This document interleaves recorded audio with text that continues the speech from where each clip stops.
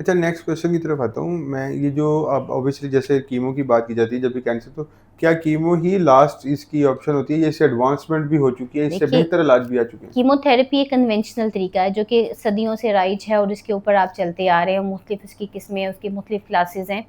लेकिन पिछले 1-2 दहाइयों के अंदर हमने देखा कि बहुत ज़्यादा एडवांसमेंट आ गई। अब कीमोथेरेपी जो इंजेक्शन की तरफ थी, अब उसकी जगह गोलियाँ आ गई हैं, जो कि मरीज़ ने घर बैठ के जैसे शुगर, ब्लड प्रेशर की गोली खानी हुँ, होती है, उस तरह कैंसर का इलाज भी आ गया।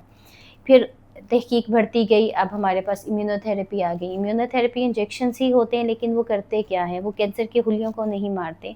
वो हमारे जिस्म के मुदाफ़ती निज़ाम को ही इतना बूस्ट कर देते हैं कि वो खुद जाके अटैक करें और कैंसर की खुलियों को मार दें। माशाल्लाह। ठीक है? तो ये पहले कीमोथेरेपी से एडवांसमेंट हो के अब हमारे पास इम्यूनोथेरेपी है, हमारे पास टायरोसिन काइनेज इन्हिबिटर्स हैं, खाने वाली अद्वियात आ गई हैं, जो कि मरीज़ को आने-जाने की तंगी होती थी। पहले 48 घंटे की, 24 घंटे की लंबी-लंबी ड्रिप्स लगा करती थी, अब उसका दुरानियाँ कम हो गया। तो ये सारी चीज़ें जो है अब आहिस्ता-आहिस्ता बदलती जा रही हैं।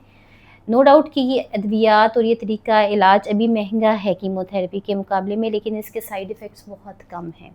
जैसे मैं इम्यूनोथेरेपी की या आपको टारगेटेड टैबलेट्स की बात कर रही हूँ, ये मरीज़ खाता है और बिल्कुल अपनी नॉर्मल ज़िंदगी गुज़ारता है, बाल उतरना और इस तरह की जो दीगर पेचीदगियाँ कीमोथेरेपी से देखी जाती हैं, वो इसके साथ नहीं देखी जाती। चलिए अच्छी बात है। ऑब्वियसली आज एडवांस चीज़ें आई हैं, आहिस्ता-आहिस्ता ये थोड़ी-सी नॉर्मल के लोगों के बजट में भी आ जाएँगी, आ बजट जाएँगी। फ्रेंडली। जब पाकिस्तान में मतलब आपके मुल्क में आ जाती है, रजिस्टर्ड हो जाती है, तो ऑटोमेटिकली हर किसी तक रसाई आ जाती है।